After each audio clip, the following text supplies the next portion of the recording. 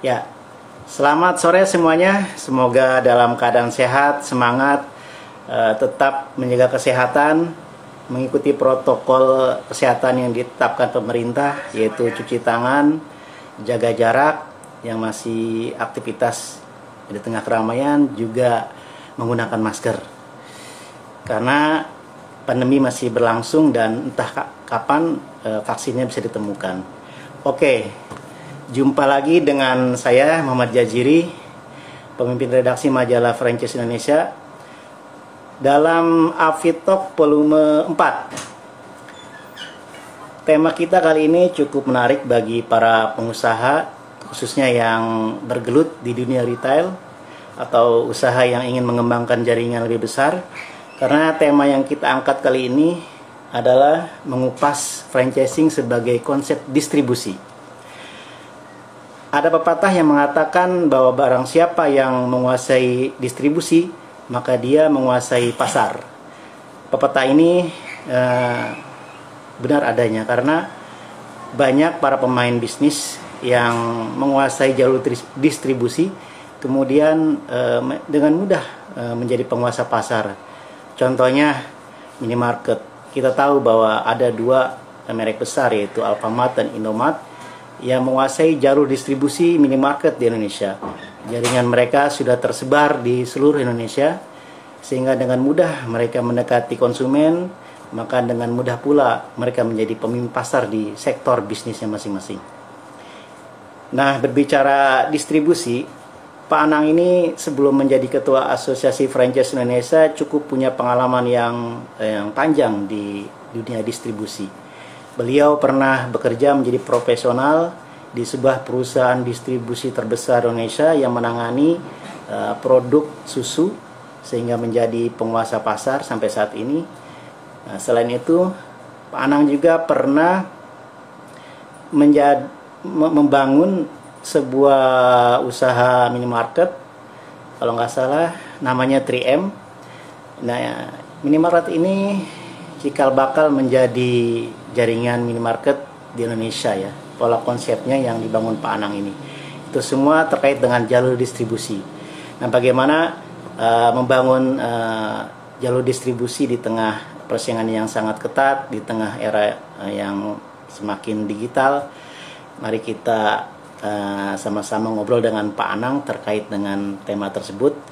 Tampaknya Pak Anang sudah hadir bersama kita. Mari langsung kita undang saja ya.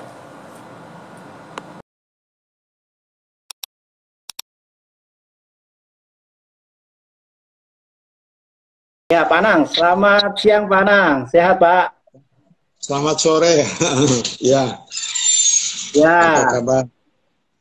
Alhamdulillah baik. Nih, sudah bangun tidur atau sudah makan? Tampaknya sudah segar nih Pak Anang. Ya.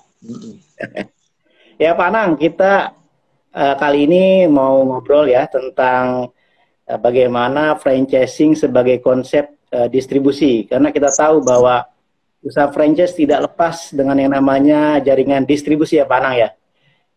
Ya betul. Ya, Jadi, boleh cerita Pak Anang, seberapa penting nih distribusi di era saat ini? Silakan Pak Anang. Oke, ya jadi gini, memang pengalaman saya cukup lama di bidang distribusi. Ya tadi saya dengar Saudara Jaziri punya pembukaan mengenai saya, dan saya kira saya perlu tambah jelaskan juga. Memang waktu itu saya cukup lama sebagai direktur komersial di Borsoi Meiweri Indonesia yang mempunyai 32 cabang di seluruh Indonesia. Dan kita mempunyai kalau secara organisasi mungkin ada sekitar 5.500 karyawan di bawah saya dengan juru jual sebanyak 1.700-an. Ini seluruh Indonesia. Ya. Memang usaha tersebut sekarang sudah tiada lagi. Saya cukup lama sebagai direktur komersial, 16 tahun. Dan mungkin kalau saya sebut produknya tuh mungkin akan jelas. Produknya adalah susu bendera. Tahu susu bendera? Oke. Tahu banget Pak. Sampai sekarang jadi pemimpin pasar Pak. Ya betul, masih merupakan penguasa pasar untuk susu kental manis terutama, ya. Terus yang kedua juga produk-produk seperti kayak Pronas, tahu dong Pronas yang jual corned beef, kalengan corned beef, sarden segalanya, ya kan? Kalau produk yang ya misalnya kayak Colgate Palmolive, tahu Colgate Odol yang untuk sikat gigi mereknya Palmolive, ya bukannya Pepsodent, itu saingannya gitu. Dan masih banyak dari produk farmasi yang lain juga kita ini. Dan saya juga dulu menangani juga produk-produk Adidas, tahu Adidas? Tahu ya, tahu Pak. Ya. Dan pakaian olahraga Adidas.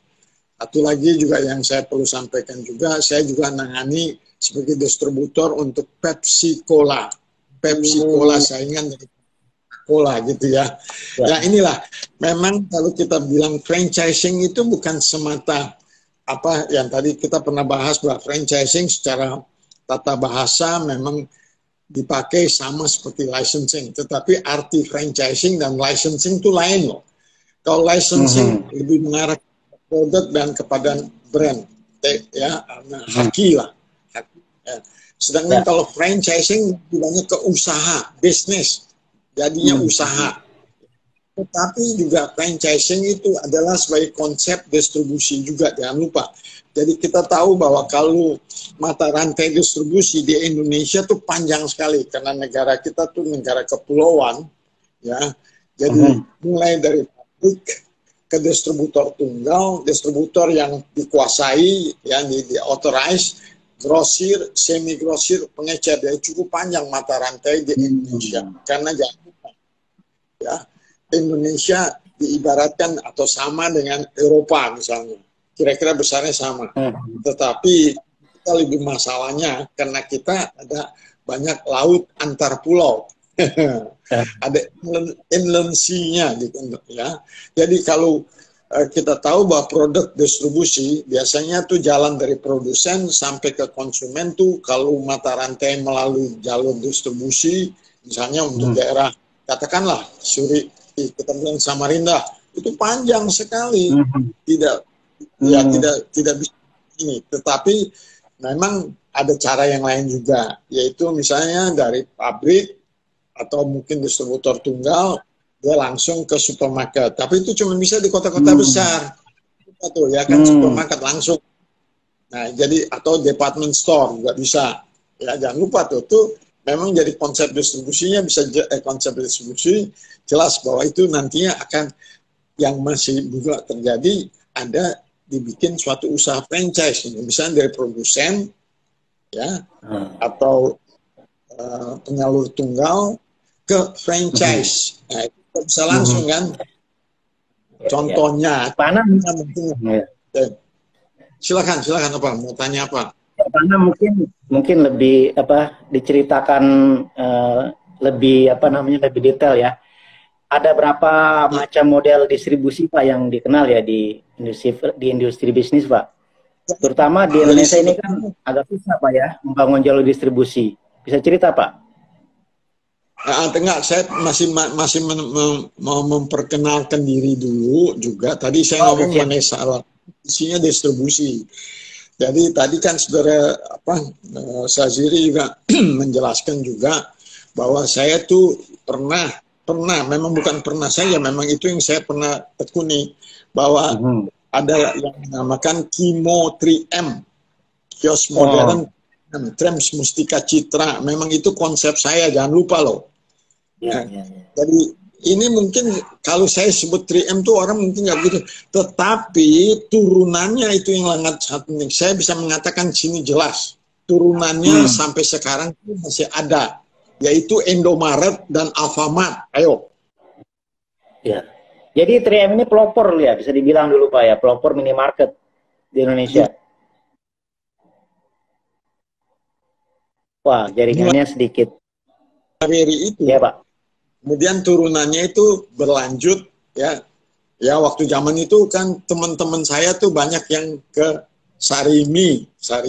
Dulu kan Sarimi, Indomie, ya. Alfamart. Maka pada suatu saat saya juga sebagai konsultan franchise di Alfa. Sebelumnya Alfa go public atau yang dinamakan IPO, Initial Public Offering, buka dia masuk ke bursa, saham bursa. Ya, jadi memang saya adalah konseptornya. Jangan lupa loh nih, ini benar. Kemarin makanya itu Pak Solihin kemarin ada ngomong, saya kira dia ngomong di IFRA, saya kira dia ngomong di Neo ya. Mas Aziri dengar nggak? Karena dia ngomong bahwa dia tuh Pak Solihin tahu kan dari Alfamidi kan, dia ngomong kemarin bahwa saya tuh dia anggap sebagai gurunya. Memang benar, saya kira benar, nggak salah. Dia ngomong benar. Jadi diakui Pak ya? Ya, memang betul. Alfamidi itu Alfamidi, memang semuanya juga mungkin dari yang mereka banyak yang tidak tahu. Banyak dari sekarang mungkin banyak yang nggak tahu lagi karena banyak. Jangan lupa juga saya juga udah nggak muda lagi karena kita tahun depan ya umur 90 loh, jangan lupa juga. Jadi mungkin yang sekarang yang ada di Indomaret maupun yang di Alfa, tapi Alfa mesti tahu, Indomaret mungkin yang nggak tahu itu. Walaupun saya juga Salim Group itu siapa gitu sebetulnya. Itu kan Indomaret itu kan Salim Group. Dulu teman-teman saya banyak juga di Sarimi gitu.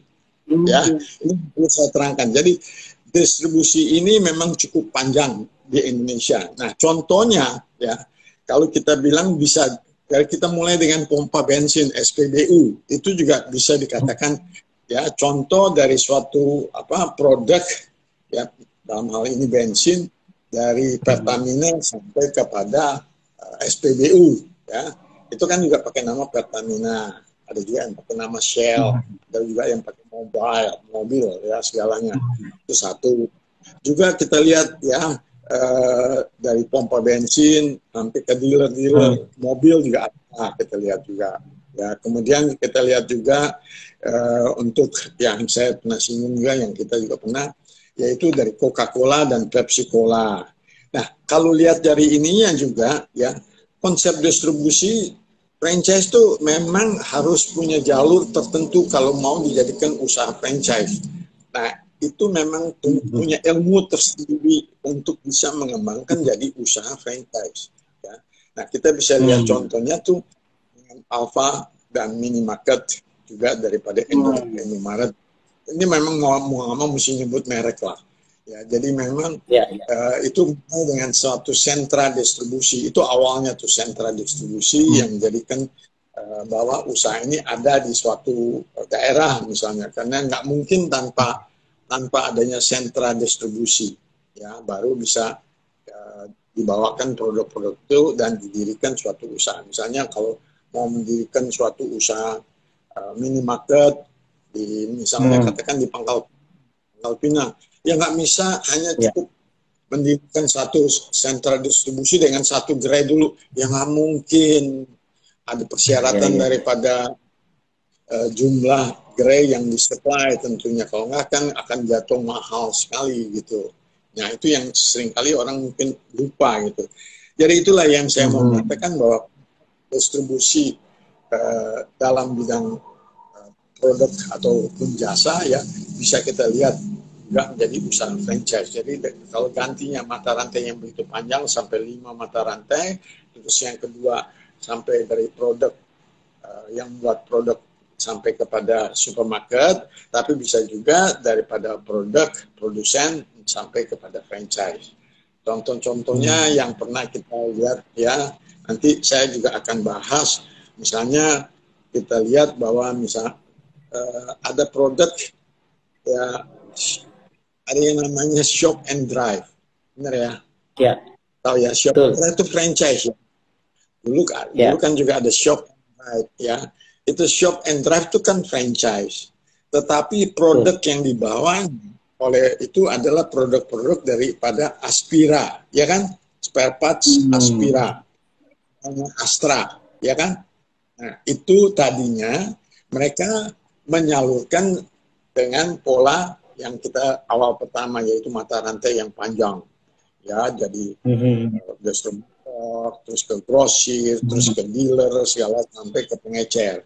Tetapi pada suatu waktu, nah itu zaman itu memang mereka sempat masih berkonsultasi dengan saya untuk mendirikan suatu usaha franchise yang mereka sebut tuh Shop and Drive.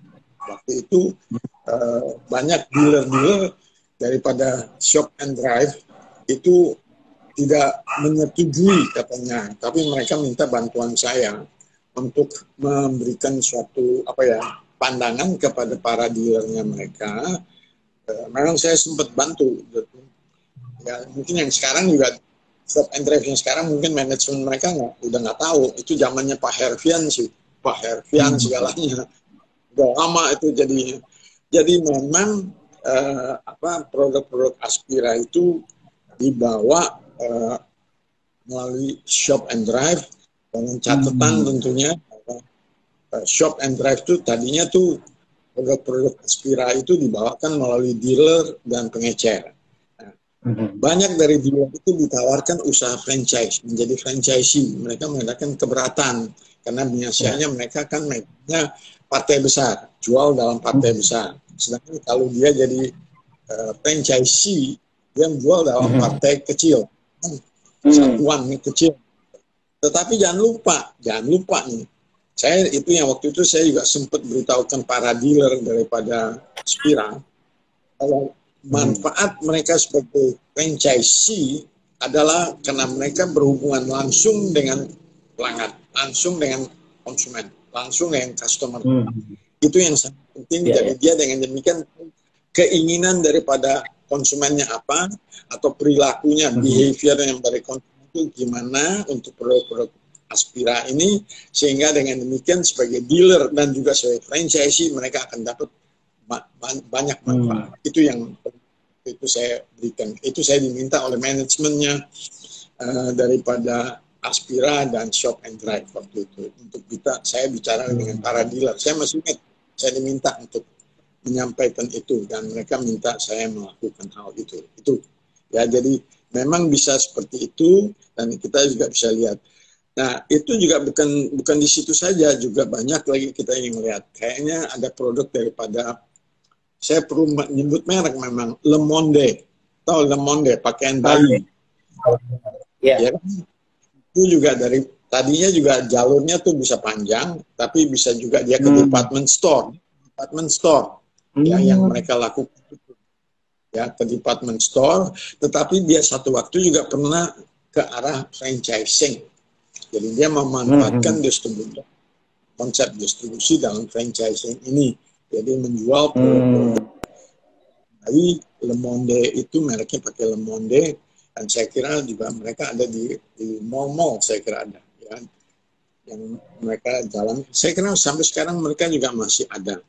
Dan kalau kita lihat juga ini bukan semata yang saya sebut tadi, tetapi juga bisa terdapat juga di usaha-usaha yang mungkin di bidang lain, misalnya di kosmetik, atau bisa juga di jamu, bisa juga di toko sepatu juga, itu bisa kan, merek-merek tertentu ya, kita lihat begitu. Dan juga yang sudah pernah ada, tapi saya kira sekarang sudah nggak ada, yaitu yang semata menjual dasi laki-laki. Namanya tuh Thai Atai Shop, Thai Atai, TIE. Itu kalau nggak salah dari luar. Menurut saya dari luar. Sekarang udah saya nggak lihat lagi. Thai Shop itu menjual dasi dan juga pakaian pria, sebetulnya khusus pria. Tapi yang ini tekanannya kepada dia punya dasi semata. Nah, itulah yang saya bisa sampaikan, bahwa franchising sebagai konsep distribusi itulah contoh-contoh yang saya bisa sebut. Memang masih banyak contoh-contoh yang lain, dan nanti juga ada usaha-usaha dari pihak baik dari produsen maupun dari distributor tunggal yang memanfaatkan keadaan ini, sehingga mereka bisa memanfaatkan 3 jalur distribusi. Kita tahu tadi, kita telah bahas di awal 3 jalur distribusi itu. Yang pertama yang katakanlah yang tradisional ya, dari produsen ke distributor tunggal, terus distributor yang di kuasakan sampai grosir, semi grosir, pengecer itu panjang yang 5 mata rantai ya, satu. Tapi ada yang kedua ya, dari produsen ya, langsung bisa ke supermarket, itu kedua. Yang ketiga yaitu dari langsung ke franchisee, yaitu kita bisa lihat contoh-contohnya. Nah, itu yang saya kira dalam keadaan sekarang ini, maka franchise sebagai konsep distribusi itu telah dilaksanakan juga di Indonesia. Gitu. Silakan kalau ada yang bertanya gitu. Silakan kalau ada yang mau bertanya terkait dengan distribusi. Sambil nunggu yang bertanya, Pak Anang, saya mau nanya lagi nih, Pak. Silakan. Dalam apa namanya distribusi, apakah prinsip seperti hukum Pareto masih berlaku, Pak? Saya kira berlaku, terutama yang berkaitan dengan retailnya, karena usaha itu hukum Pareto, atau memang berlaku hukum Pareto bahwa memang produk yang ada di gerai harus terdiri bagian terbesar 80% itu adalah produk-produk yang lakunya cepat, fast moving products, slow moving products. Jadi jangan perbandingan 80-20 itu terbalik, jangan. Kalau itu terjadi maka itu tidak bisa tidak bisa difranchise-kan. Gitu. Jadi hukum Pareto itu kan mengatakan ada pembagian 80-20 itu. 80-20 itu jangan dibalik, jangan jadi 20-80. 80-20 betul, 80%-nya tuh harus yang fast moving, 20% boleh yang slow moving, jangan terbalik. Kalau terbalik itu gagal. Nah, itu tapi itu berlaku di retail, Pak ya? Di retail apa? Ya? Bisa minimarket, bisa convenience store, bisa apotek, ya, bisa toko roti. Itu contoh yang saya pernah berikan ya, contoh ya apa ya kita sebut merek ya, Sus Merdeka yang punya usaha dulunya mau mengadakan toko kue, tapi hanya ada satu Sus Merdeka, yang lain produk roti kering begitu ya. Ya tentunya lamban kan roti kering biasanya, bukan fast moving produk gitu. Nah itu.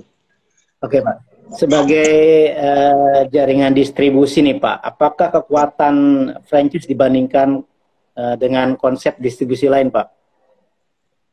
Saya kira memang franchise itu mempunyai keunggulan yang seperti telah kita bahas ya.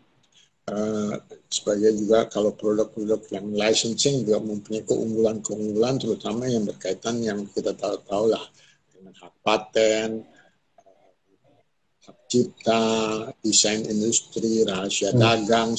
Tapi kalau di franchise tentunya ada keunggulan itu merupakan yang memang keunikan atau ciri khasnya dan telah memenuhi kriterianya itu memang dia sudah menjalankan usaha itu cukup lama, 5 tahun ke atas, dia sudah mencapai tingkat efisiensi dan efektivitas yang tinggi dengan mengadakan standarisasi, dan usaha tersebut memang masih diminati oleh dia punya konsumen atau pelanggannya, ya.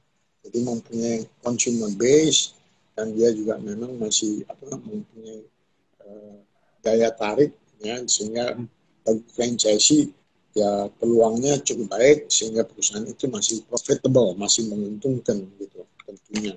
Jangan yang baru ya, tidak memenuhi kriteria, tidak punya keunikan, ya sudah bilang franchise, ya itu yang bisa jadi gagal menurut saya itu. Ya, itu kira-kira. Tapi dari segi efisiensi, apakah model distribusi dengan konsep jaringan franchise lebih efisien dibandingkan model distribusi lain, Pak?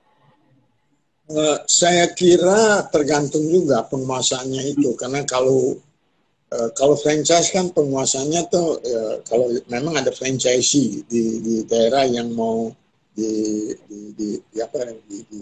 mau disalurkan produk-produknya gitu. Jadi misalnya saya ambil contoh gini ya, mau mendirikan suatu usaha misalnya di daerah katakan di Irian Jaya, nah itu memang rada sulit. Nah, jadi memang biasanya tuh paling-paling melalui yang terjadi itu dengan mata rantai yang cukup panjang itu yang terjadi. Jadi di sana ada yang dinamakan bukan semi grosir, mungkin ada di sana tingkatnya semi grosir, itu yang bisa terjadi, atau pengecer. Tapi pengecer udah di tombak, artinya tingkat harganya lebih tinggi kan, dari itu kan dari mata rantai kan, kalau makin ke ujung kan makin mahal kan. Jangan lupa ya.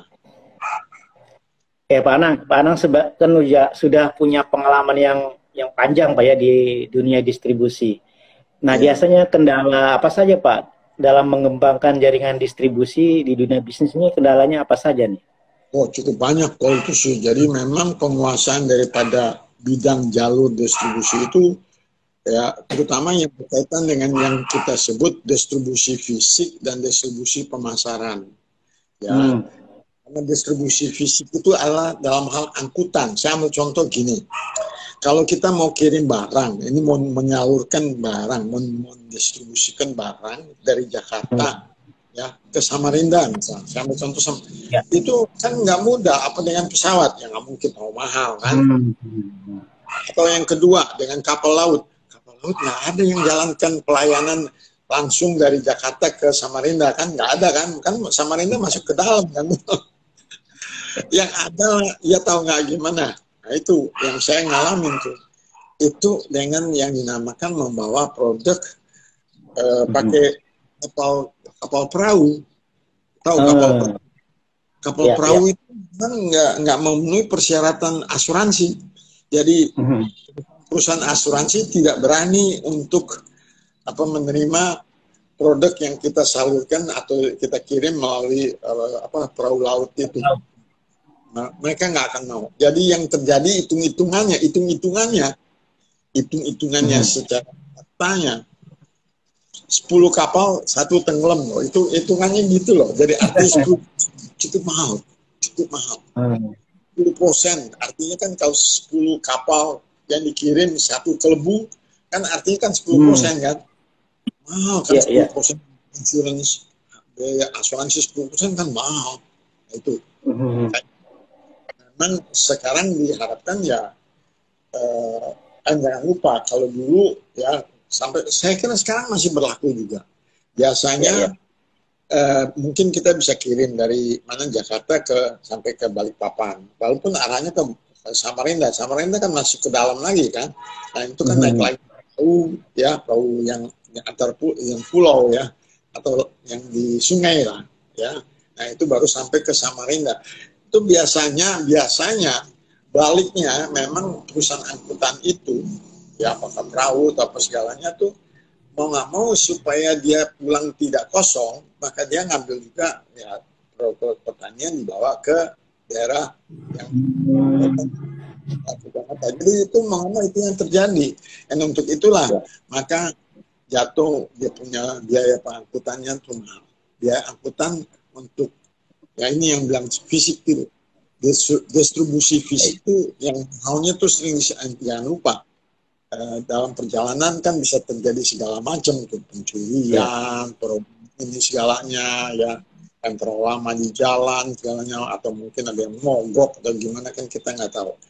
Nah juga yang terjadi ya, di samping itu suatu saluran untuk sampai ke pedalaman, itu kan sampai ke pedalaman kan, dan baliknya tuh memang mestinya produk pertanian yang dihasilkan dari daerah tersebut yang dituju gitu.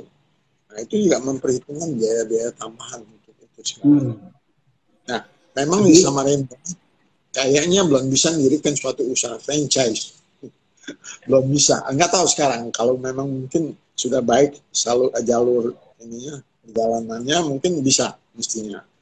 Yaitu mulai dari Balikpapan atau saya nggak tahu, mungkin dari Balikpapan ya, mungkin bisa masuk sampai ke Samarinda gitu.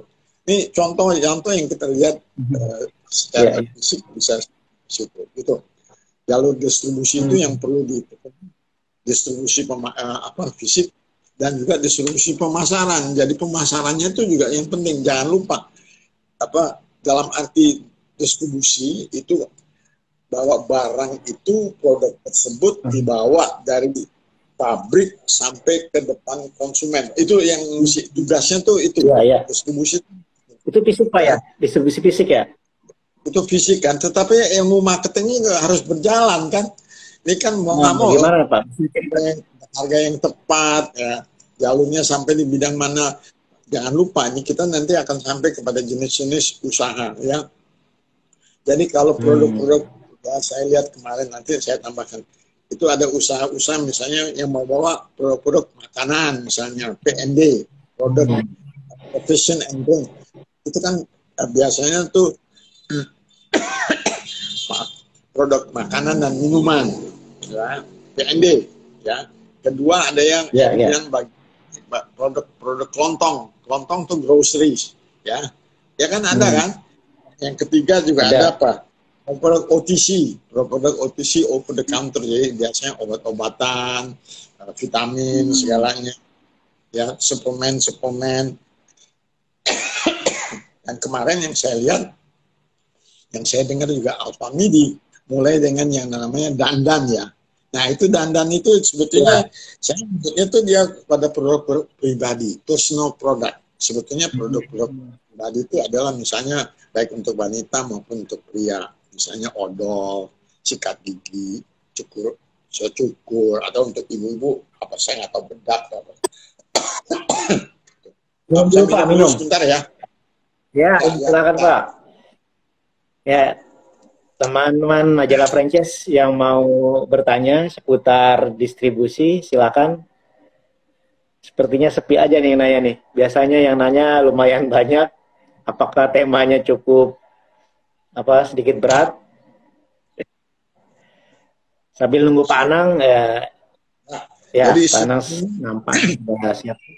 Sebetulnya saya mau bilang begini, Indonesia itu sangat membutuhkan distribusi. Bukan saja distribusi dari pabrik, ya, produsen sampai ke tangan konsumen, satu. Tapi yang kedua juga penting ya, di situ kayaknya kita kurang. Artinya daripada produk pertanian, ya, untuk sampai kepada pelabuhan dan dibawa keluar sampai ke FOB, itu ya. Misalnya kopi, yang mulai dipetik, terus disortir, terus disangrai apa diapain, saya nggak tahu ya. Nanti terjadi sampai menjadi kopi bubuk dan sampai menjadi kopi yang yang diproduksi oleh pabrik-pabrik yang kayak kapal api, kayak Endo Cafe. Itu kurang sekali itu di Indonesia. Ini menurut saya yang memang tidak banyak pemainnya. Saya kira nggak banyak. Yang sangat disayangkan. Padahal Indonesia tuh perlu, ya, itu yang dinamakan, memang bahasa Inggrisnya tuh yang distributing, ya, distribusi satu, yang satu lagi collecting, collecting. Nah, itu yang collecting, distribusinya tuh kurang. Itu yang mau saya sampaikan. Jadi kalau sekarang saya lihat Pak Solihin tuh ngomong, pemasarannya tentunya itu bagaimana bisa mempromosikan produk, menyampaikan bahwa ini produknya di sini. Itu kan perlu dikasihkan suatu ini kan, suatu pengetahuan kepada para konsumennya. Kalau saya mau beli, mestinya adanya di mana, gitu ya kan. Ya kayak tadi nih, yang mulai siapa bilang pada produk pribadi, dandan itu yang diadakan oleh Pak Solihin.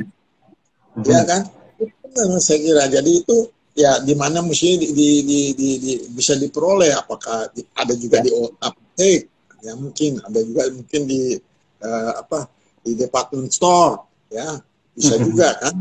Nah, jadi itulah semuanya, sampai untuk jangan saja ngangkut ya secara fisik, tetapi juga bagaimana bisa memberikan pengetahuan kepada konsumennya, saya punya produk baru loh, saya punya ini baru loh, ini yang buat ini. Ya, itu sekali mesti ya itu ilmunya pemasaran secara ya itu ya yang kita mesti sampaikan kepada para konsumen. Jadi itu yang saya sebut sebagai distribusi fisik dan distribusi pemasaran. memang itu yang harus dikuasai terutama untuk negara seperti kayak Indonesia ini. Betul. Sama seperti dengan Eropa juga. Ya. Pak, kalau kalau zaman dulu kan untuk melakukan membangun distribusi di sebuah daerah ini perlu biaya yang mahal Pak ya, perlu survei yang panjang ya. Nah sekarang kan sudah zaman digital nih Pak. Kira-kira apa lebih mudah membangun jaringan distribusi di era sekarang? Nggak seperti itu juga. Saya tuh pernah jadi mau nggak mau itu kita harus menjalankan itu secara apa ya, secara fisik dan juga ini. Saya misalnya ambil contoh gini ya. Ini contoh ya. Yang saya pernah lakukan untuk menciptakan suatu demand, menciptakan suatu permintaan gitu ya. Saya pernah diminta untuk produk kalengan. Ini saya kasih contoh konkret, saya pernah lakukan tuh. Produk kalengan dalam arti produk corned beef, tahu ya? Ya, daging kan ya. Terus ikan dalam kaleng. Itu mau dimasukkan supaya masuk di daerah Jogja. Daerah Jogja kan nggak terlalu gede, ya kan? Ya. Ini contohnya gara-gara pemiliknya tuh orang Bantu. Dia pengennya tuh produk kalengan corned beef dan ikan sarden itu bisa masuk dan diminta lah oleh penduduk Jogja gitu. Saya coba loh, saya turun dengan ini coba nih ilmu pemasaran. Saya coba menciptakan demand, permintaan ya, dari pihak pelanggan gitu. Jadi saya turun dengan 2 tim demonstrasi masak. Satu, saya datang juga dengan 2 tim layar tancap. Tahu yang layar tancap, tahu nggak? Layar tancap tuh untuk tiap malam tuh kita jualan sambil puter film. Benar loh, di Jogja tuh saya lakukan loh. Satu lagi ya, ini ada 2 tim tim masak demonstrasi masak, 2 tim layar tancap, 17 juru jual. 17 juru jual untuk daerah Jogja loh. Jadi jualnya itu bawa sepeda motor, ya, bawa barang, itu jualan. Dan dibantu dengan suatu cara untuk menjualnya. Menjualnya, ini saya ceritakan, saya punya pengalaman ini. Dengan cara one bill system. One bill tahu ya. Jadi one bill system itu gini, kita taruh barang dulu, misalnya saya taruh barang 12 kaleng. Enggak 1 dus, 1 karton, nggak laku. 12 kaleng. Nah, 2 minggu lagi kita datang lagi. Kalau udah laku, mungkin yang laku 5 kaleng. 5 kaleng itu kita gantikan kembali, dia bayar. One bill system jadi. Jadi nggak langsung kita taruh dibayar, no. One bill system. Nah itu seperti itu yang kita lakukan. Saya melakukan itu selama antara 2,5 sampai 3 bulan. Memang mestinya ilmunya gini, ilmu pemasarannya, ya itu ilmu pemasaran. Bahwa itu harus kita melakukan tuh paling sedikit 2 kali 2,5 bulan untuk menciptakan demand dari konsumennya itu. Ya. Tetapi jangan lupa, saya harus mengadakan identifikasi daripada gerai mana yang kiranya cocok. Gerainya tuh identifikasi kecil sekali, kecilnya gini, pendeknya gini, yang menjual beras sama jual minyak tanah harus ada itu makanan kaleng. Coba, itu kan rendah sekali ya. Ngerti ya, nangkep ya. Itu kan suatu warung yang cuma jualnya beras dan minyak tanah. Itu kan udah kepentingan yang sangat kecil sekali kan. Itu harus bisa masuk. Ya itu, masuknya tuh dengan jual dengan one bill system itu. Nah, melakukan pekerjaan itu dengan demikian banyak tim, ya tadi yang saya sebut 2 tim demonstrasi masak, 2 tim layar tancap, 17 juru jual bermotor. Ya, kita melakukan pekerjaan untuk masuk ke gerai-gerai yang paling kecil, yaitu yang barung yang menjual beras dan minyak tanah. Kita ngerjakan 2,5 bulan. Sebetulnya kita melakukan sudah cukup intensif. Mestinya berhasil tahun lalu itu. Saya melakukan sekali saja, sekali 2 ke 3 bulan. Nah, itu sampai gini, kita ngadakan distribusi cek, kita ngecek. Nyatanya di grade kita sudah tentukan itu, ya, yang tadinya paling rendah itu warung yang menjual beras dan minyak tanah, itu 92% sudah pasti ada produk-produk kalengan itu. Bagus kan? Jadi distribution check namanya tuh, ya kita ngecek ya, distribution check itu 92%. Berarti kalau udah 92% tuh udah cukup bagus. Artinya kita punya penyaluran. Karena biasanya penyaluran 70%, 60% ke atas udah bagus, mesti termasuk ya, artinya masih bisa diperbaiki. Tapi itu akan 70% pasti bagus deh, ke atas. Apalagi ini 92%. Tetapi udah mau sempurna, Pak. Udah bagus kan distribution check-nya. Itu artinya distribusi betul-betul merata kan. Jangan lupa ya.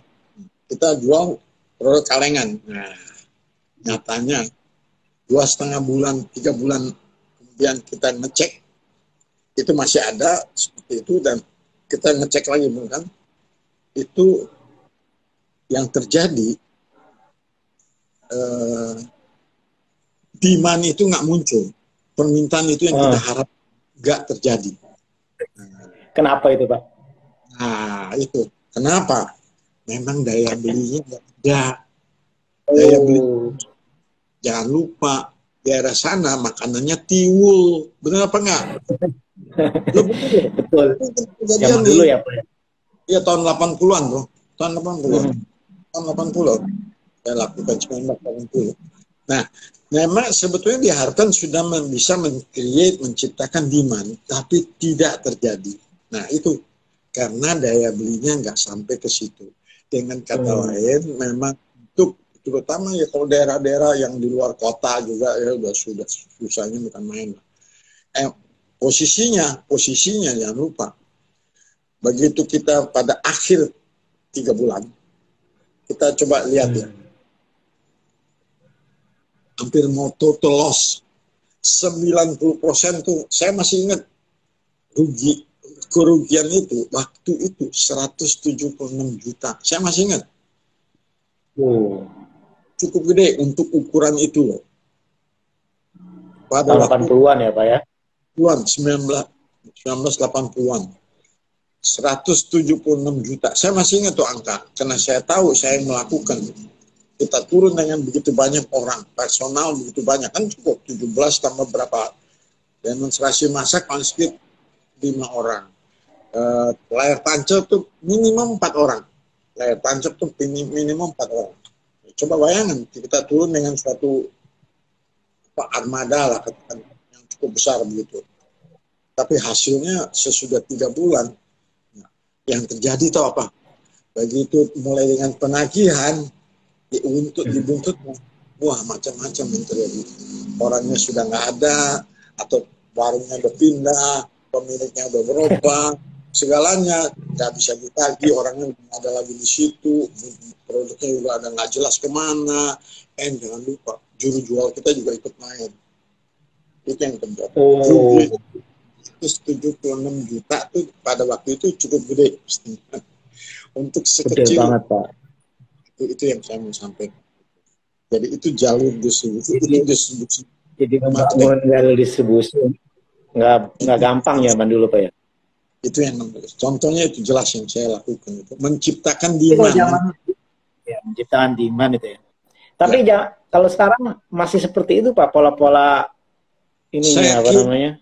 Kalau untuk daerah Jogja mungkin masih. Jadi memang maka itu juga bukan heran lah. Di Jogja tuh, terutama Jogja, nggak tahu sekarang udah berubah sedikit. Lihat dari sini mestinya kalau mau tahu. Udah ada grosir loh. Grosir PND ada nggak? Atau grosir kelontong ada nggak di Jogja? Grosir tuh biasanya nggak ada di Jogja. Grosir tuh adanya di Solo atau Semarang. Itu contoh konkret.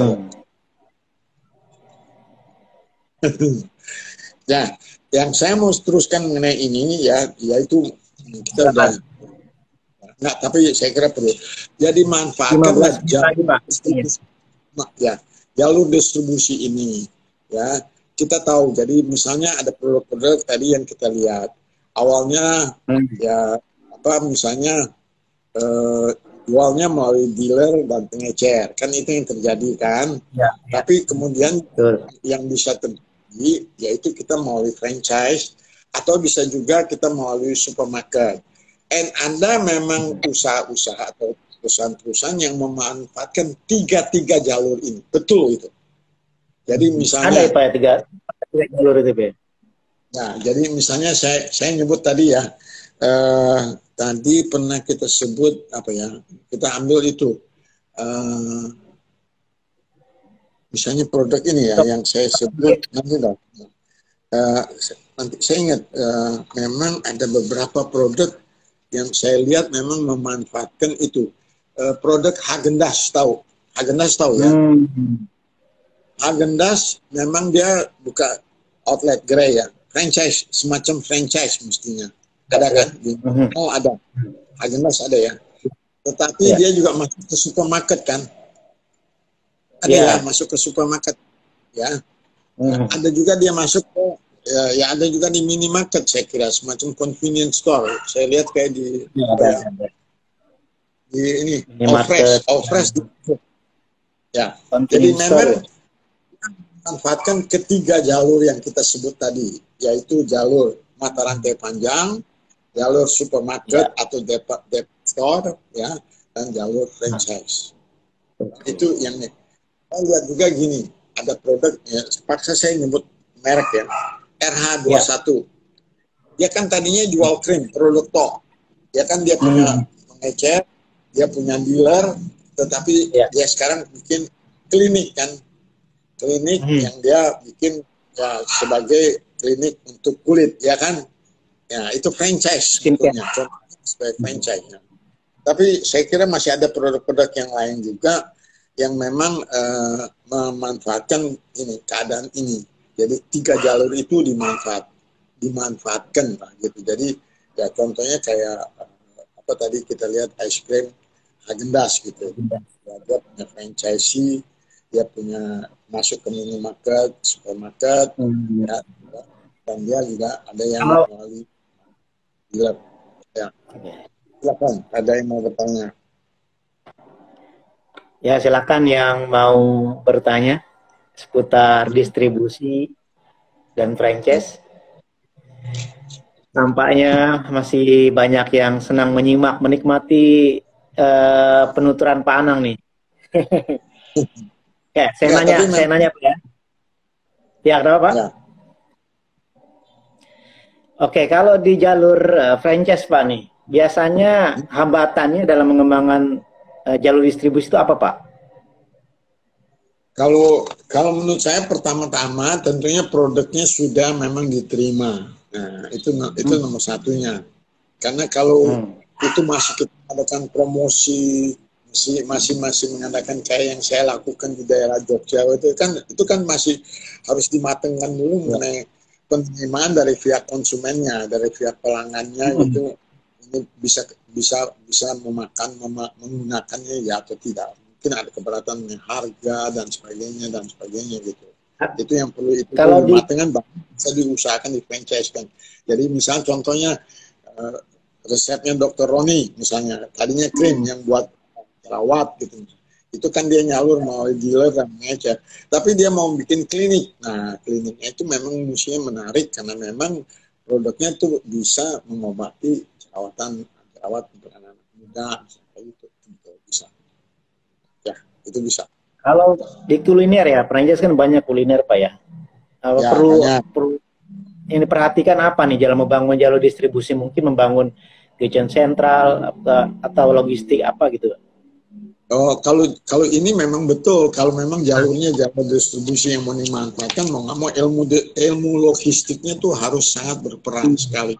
Terutama yang saya katakan tadi ada distribusi fisiknya, di samping distribusi kemasan. Karena jangan lupa, ini misalnya kalau saya mau ngirim produk saya dari Jakarta mau sampai ke Jombang misalnya, mau ngapain saya gunakan angkutan apa? Nggak mungkin dengan pesawat kan? Dengan kereta mungkin bisa, tapi kan mesti turun lagi dari kereta, nanti turunnya mana Semarang atau Jombang atau masih turun lagi ya. Itu kan mesti dipelajari. Dan jangan lupa juga jangan keamanan daripada produk itu juga harus dijaga. Jadi distribusi fisiknya itu yang sangat berperan untuk logistiknya itu yang kita harus atur. Di samping tentunya juga mengenai pemasarannya untuk sampai kita menyampaikan oh ini kita punya produk apa baru misalnya untuk sampai kepada pelanggan bahwa dia mau membelinya gitu. Jadi ilmunya memang kedua hal tersebut distribusi fisik dan distribusi pemasaran harus dikuasai ditambah dengan ilmu logistik. Tuh, gitu. Kalau ilmu kemasan dan pengawetan juga harus dikuasai nggak Pak? Dan itu kuliner. Juga tentunya. Karena kan itu berperan karena itu terutama itu kaitannya dengan produknya sendiri. Itu berkaitan dengan produk. Artinya produknya dikemas gimana, nah ilmunya memang bagaimana membuat kemasan yang menarik. Dan juga memang yang memang bisa diterima tidak menjadi beban atau segalanya gitu. Itu untuk juga terutama distribusi fisiknya pemasarannya lagi ke sana. Gitu. Baik Pak Anang, sudah hampir 1 jam ya. Ya silakan masih ada yang mau disampaikan lagi Pak. Kalau tidak ada langsung aja tips-tips dalam membangun jaringan distribusi. Jadi sebetulnya franchise itu memang retail juga. Retailing itu memang di franchise itu memang di retail juga. Mau nggak mau karena franchise itu berhadapan ya paling dekatnya dengan para pelanggannya, para konsumennya. Maka karena franchise itu adalah ilmu retail, lokasi daripada gerai retail itu juga sangat berperan. Lokasi sangat berperan sekali. Jadi jangan lokasinya misalnya kita bilang wah nggak bisa dicapai, orang susah datang ke daerah tersebut, ya sudah nggak akan terjual, nggak akan sampai. Jadi distribusi itu harus memikirkan di mana harus produk ada tersedianya di mana. Jangan dia bisa membawakan secara iklan, tetapi dicari produknya nggak ada misalnya. Itu juga. Jadi harus sinkron, harus menjadi satu juga. Jadi saling menyangga, saling membantu. Itu. Dan memang baik Pak Anang. Ya. Terima kasih kalau ada lagi yang mau bertanya silakan. Waktunya sudah mau habis nih Pak. Ya. Karena kita dikasih 1 jam sama Instagram Pak. Ya. Okay. Cukup ya Pak obrolan kita ya sore ini Pak ya. Mudah-mudahan bermanfaat ya dan menginspirasi. Tadi sudah banyak ilmu yang Bapak keluarkan nih terkait dengan di distribusi. Mudah-mudahan obrolan kita bermanfaat Pak ya. Terima kasih Pak Anang. Ketemu lagi dalam Talk minggu depan ya Pak ya. Semoga sehat selalu Pak Anang ya. Oke, terima kasih. Oke, sekian obrolan kita dengan Bapak Anang Sukandar. Semoga memberikan manfaat. Tadi sudah dijelaskan banyak ilmu dan ilmu pemasaran dan distribusi ya, yang cukup menarik ya. Bagaimana Pak Anang menceritakan begitu sulitnya membangun jaringan distribusi di era lampau ya, era 80 70-an. Itu begitu sulit membangun jalur distribusi. Pak Anang juga tadi memaparkan macam-macam model distribusi yang berkembang di Indonesia. Di antaranya adalah model jaringan franchise, model jaringan dari produsen ke supermarket, dan dari produsen ke distribusi langsung. Oke, sampai ketemu di Afitalk volume 5. Assalamualaikum warahmatullahi wabarakatuh.